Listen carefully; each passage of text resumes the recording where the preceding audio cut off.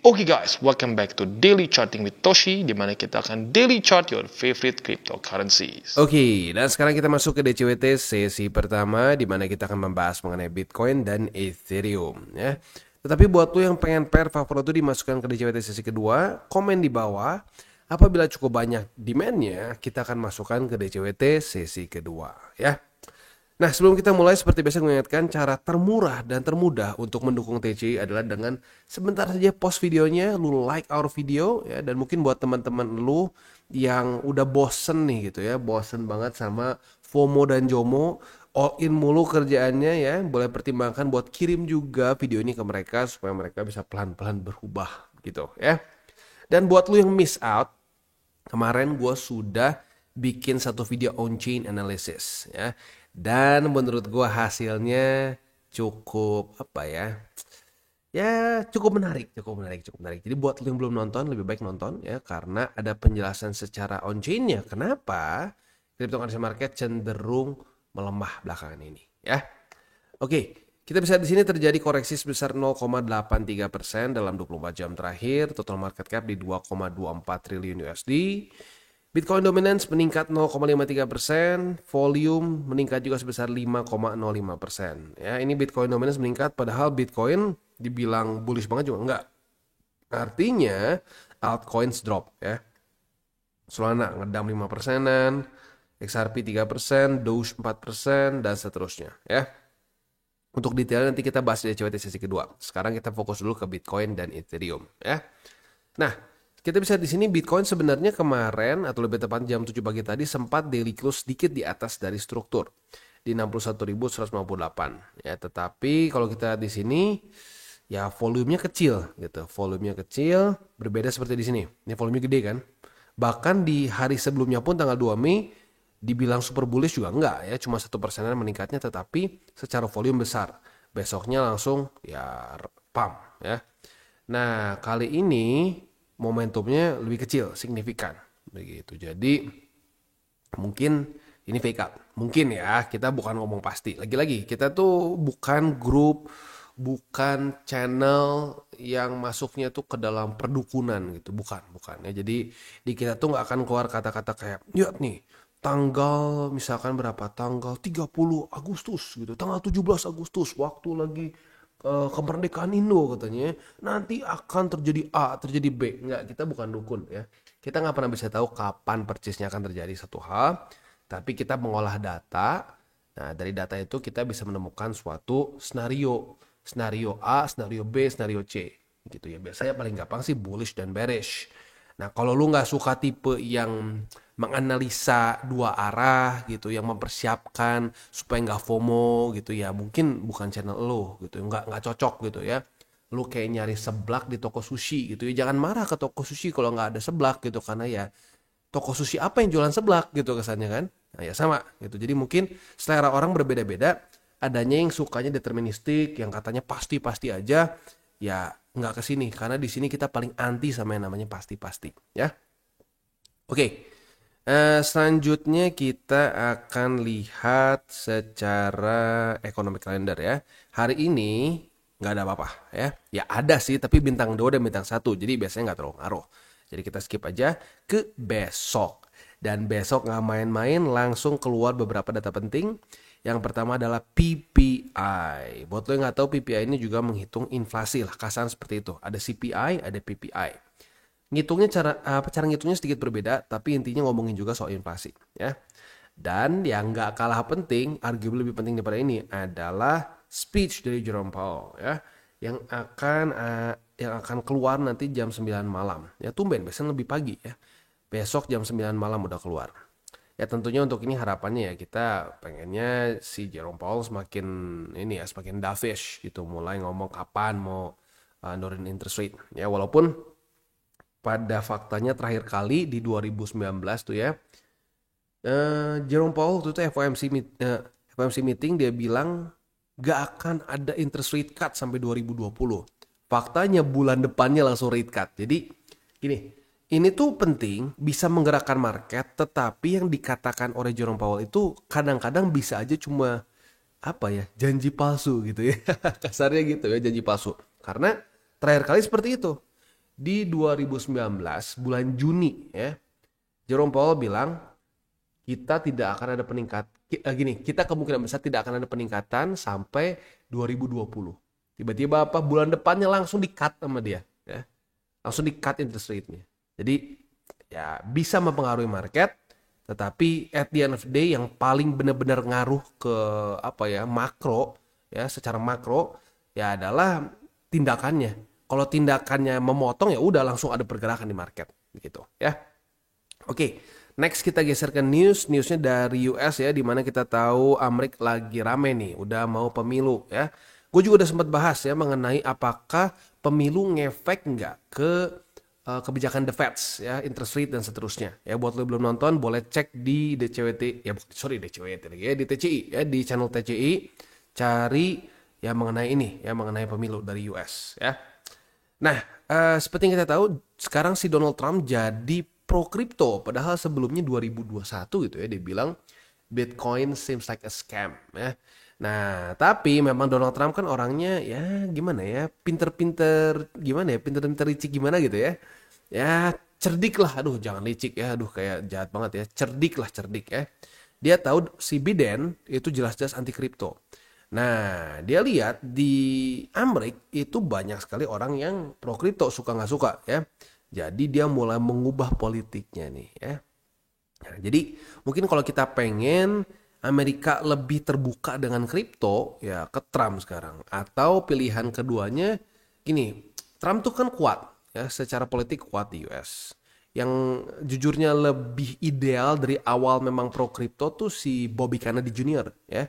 Itu tuh anaknya dari dedenya JFK. Begitu ya, moga-moga kali ini nggak ditembak ya, soalnya itu udah berapa generasi ditembak semua ya. Buat lo yang nggak tahu ya, JFK kan mati ditembak, itu semua orang tahu.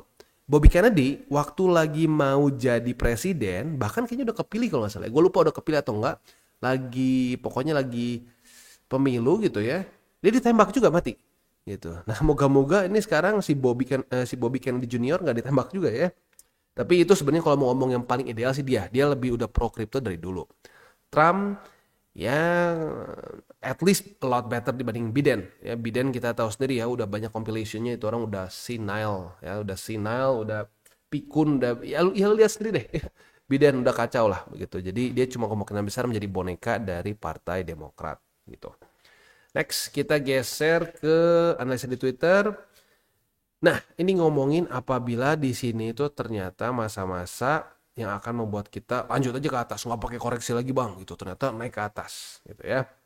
Seperti yang gue bilang, andaikan nih sekarang Bitcoin naik langsung menuju ke all time high pun gitu ya, kita pribadi ya gue deh, minimal jangan kita lah, gue pribadi gue tetap akan profit besar gitu, karena gue nggak TP semua kripto gue gitu, bahkan paling mentok 20%, 30% kemarin waktu di 69.000 gitu ya.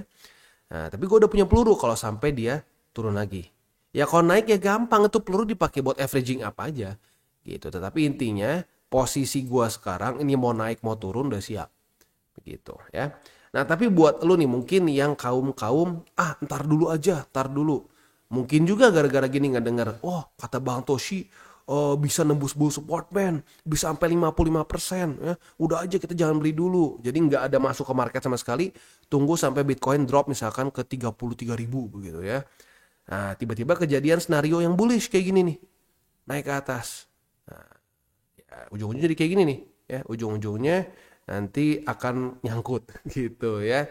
Jadi ya makanya at the end of the day, kalau menurut gue ya, kalau kita pengen benar-benar sukses dalam cryptocurrency market adalah time in the market gitu. Kita masuk ke market dalam waktu yang lama gitu. Bukannya nge-timing market. Wah, gue nggak mau masuk dulu, sayang nih. Kayak dulu persis di sini. Ngapain masuk ke 15.000? Bodoh lu. 10.000 dong, 10.000. Akhirnya nggak pernah kena 10.000 ya. Akhirnya dia beli di mana? Ya pasti lebih di atas daripada gue. Gitu. Udah bagus kalau di atas 20.000. Ujung-ujungnya ngerasa ini bull trap. Gak belinya di 30-an. Ya mending lah 30. Faktanya banyak yang mungkin gak sadar Bitcoin tuh udah naik gitu ya. Kayak gue pribadi nih ya. Waktu tuh Bitcoin tuh udah di angka kalau gak salah 40 ribuan ya. Itu berarti udah 100% lebih kan. secara persentase dari bottom kan. Ada beberapa teman gue ngomong, oh lu masih trading kripto? Gue bilang, oh iya selalu sih, gue dari 2016. Dia bilang, bukannya kripto lagi jelek ya sekarang ya? Gue bingung gitu ya, lagi jelek. Gue udah untung 100% lebih dari Bitcoin aja gitu loh. Nah itu lagi orang tuh nggak tertarik untuk beli Bitcoin bahkan saat sudah naik 100%. Begitu. Pada faktanya mereka akan tertarik beli itu waktu udah nge-hype di sini nih. Wah, gila Bitcoin, Bitcoin, Bitcoin. Dan nyangkut, maki-maki Bitcoin lagi. Ya, hashtag kripto anjing di sini. Ya, ya, that's the fact. Kita nggak bisa ini ya, kita nggak bisa pungkiri memang seperti itu seringnya. Nah, kita ke TA ya, baik lagi ke TA untuk Bitcoin. Nah, kalau kita di sini ya, secara shorter term, ini kan lebih besar nih. Ini medium term lah ya, dari tengah-tengah gitu ya. Lower low, lower high, lower low, lower high. Ini tren medium lah gitu ya. Kalau makronya banget ya, ya sebenarnya makronya juga masih bearish ya. Tapi sampai ke shorter time frame juga ya lo lihat sendiri, lower low, lower high, lower low, dan ada possibility lower high lagi di sini. Begitu. Jadi for now momentum masih cenderung bearish. Tapi lagi-lagi gua nggak kawin dengan scenario bearish gua gitu. Gua nggak mau sampai kesannya, wah gua akan bela ini bearish sampai ini udah all time high juga gua bilang masih bearish. Nggak. Kalau datanya udah mulai berubah, ya TA-nya udah mulai berubah, ya kita harus adjust juga our stance.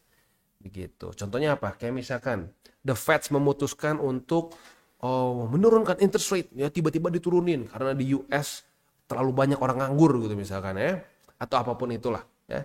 Kalau fundamentalnya berubah, TA-nya berubah, strukturnya berubah, ya kita harus berubah juga gitu loh. Jadi kita itu harus seperti air kalau kata Bruce Lee ya, be water my friend ya. Nah, jadi waktu dimasukin ke mangkok ya jadi mangkok, dimasukin ke gelas jadi gelas. Nah kita tuh trader terus kayak gitu, fleksibel, lihat data dan faktanya. Jangan udah ditumpahin ke botol masih mau jadi gelas gitu ya, jadi kacau gitu ya. Oke. Indeks dolar kondisinya itu sedikit menguat ya, sedikit menguat. Tetapi semoga gini, ini lower low, lower high, lower low, dan lower high lagi gitu kalau bisa ya. Mulai melemah lah intinya. Karena kalau dia menguat, Bitcoin akan kembali ke hajar lagi. Kalau kita di sini bahkan sebenarnya kan kemarin menguat, tapi Bitcoin nggak terlalu signifikan juga gitu menguatnya. Jadi ya at least kalau dia sideways atau melemah, dia nggak akan tambah merusak lah gitu. Kalau dia ngepam lagi ya ini akan jelas merusak Bitcoin ya. Oke, next kita masuk ke Bitcoin Dominance. Untuk Bitcoin Dominance dia menguat ya. Sekarang basically kemarin-kemarin tuh mantul di 50, reclaim 20 dan reclaim 55,13%. Oke, kita selanjutnya akan masuk ke buy limit. Tetapi sebelum kita masuk ke buy limit, seperti biasa gue akan disclaimer dulu bahwa semua konten DTCI bukanlah financial advice. Ini semua bentuknya adalah edukasi ya.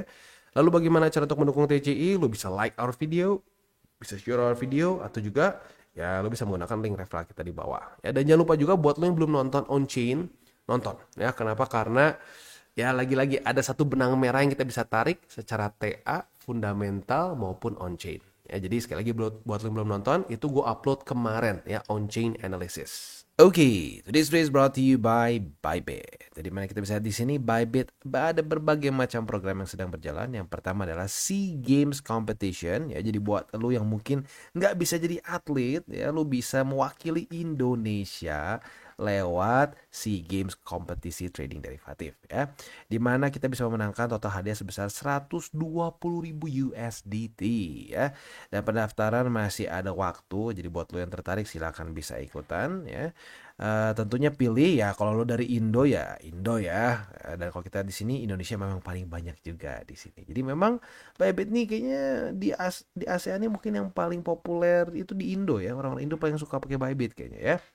Nah, selanjutnya kita bisa di sini juga ada Launchpad ya. Nah, asik banget nih Launchpad ya. Launchpad ini sedang dalam masa snapshot, lebih tepatnya tanggal 10 ya. Tanggal 10 akan dalam masa-masa snapshot. Jadi buat lo yang mau ikutan pastikan ya ada minimal 100 USDT buat yang sistem lottery atau 50 MNT kalau mau ikut yang jalur subscription ya. Nah, ini keren banget ya. Jadi lu bisa dibilang kalau lo pakai USDT ini literally nggak ada resiko sama sekali. Jadi buat lo yang tertarik untuk ya bisa mengikuti Launchpad ya tinggal ikutan saja di sini ya. Yang pakai lottery tapi kalau memang sudah punya MNT itu salah besar kalau lo nggak ikutan karena lagi-lagi ini tinggal di tinggal kita subscribe aja dan nanti distribution tinggal kita tunggu naik ya. Ini untuk yang launchpadnya. Untuk launch pool juga bersamaan sudah dimulai ongoing nih ya, yaitu mode. Nah, di sini kita ada mode pool ya di mana kita stake mode dan earn mode. Bisa juga kita ada MNT pool ya dan juga ada USDT pool. Kalau kita di sini yang paling besar tuh USDT pool. Lagi-lagi ya ini gila sih. Biasanya kalau di exchange lain itu bukan pakai USDT pool, biasanya mereka ada stablecoin mereka sendiri. Tetapi yang keren dari Bybit ini pakai USDT. Jadi siapapun bisa ikutan ya, keren banget. Jadi buat lo yang pengen ikutan silakan sekali lagi ya, bisa langsung yang launch pool bisa, mau ikutan yang launchpad juga bisa. Ya, jadi kalau mau dua-duanya apalagi itu bisa extra profit ya. Jadi kurang lebih seperti itu gambarannya. Untuk sim mode ini sendiri kalau lu pengen pelajari lebih dalam silahkan bisa di sini. Tapi intinya for now untuk launch pool ini sudah bisa kita ikuti, sudah bisa partisipasi langsung, tinggal pilih mau pakai pool yang mana. Untuk launchpad kita dalam masa-masa snapshot dan ya tinggal kita tunggu aja waktunya ya. Jadi kurang lebih seperti itu. Buat lo yang belum punya akun di Bybit, pertimbangkan untuk menggunakan link referral kita di bawah. Dan kita masuk ke Bitcoin. Untuk Bitcoin kita bisa di sini ya. Buy limitnya kemarin tuh berarti buy limit ke berapa nih? Buy limit kedua berarti ya. Kedua kembali aktif lagi walaupun sekarang lagi di retest ya. Jadi ya kayaknya daripada pusing-pusing di sini ya. Ini kemungkinan besar masih konsolidasi juga. Kita langsung loncat aja deh. Otomatis buat lu yang udah dari kemarin-kemarin udah dapat harusnya karena ini sudah berkali-kali kena. Jadi buy limit yang kita harus perhatikan adalah 58.227 dan bull support band. Nah, bull support band di mana? Bull support band itu sekarang ada di angka 57.621 sampai 57.370 ya.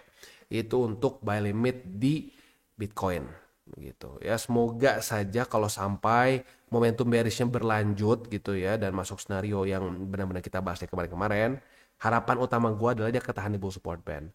Jelek-jeleknya ketahan di struktur sini nih, ada beberapa struktur yang lumayan oke menurut gue ya.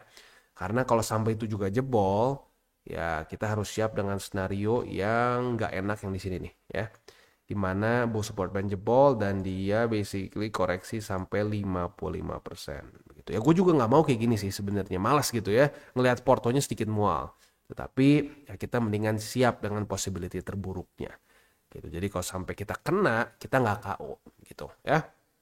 Next kita masuk ke Ethereum. Untuk Ethereum kondisinya itu dia basically copy paste Bitcoin ya copy paste Bitcoin. Jadi untuk dia itu, oh sorry tadi Bitcoinnya gue lupa untuk posisi futures ya. Untuk posisi futuresnya retest 1, retest 2 di resisten tapi tembus artinya kena cut loss. Buat lu yang mungkin baru bangun dan kaget ternyata daily closing di atas dari 61.158, mungkin boleh pertimbangkan untuk tutup posisi sekarang dengan kondisi profit sedikit begitu ya. Ya tapi buat lu yang disiplin ya kena cut loss berarti ya. Untuk posisi longnya apabila terjadi retest 1, retest 2 nanti di 58.227 kita bisa buka posisi long dengan target TP di 61.158 ya. Nah, sekarang masuk ke Ethereum.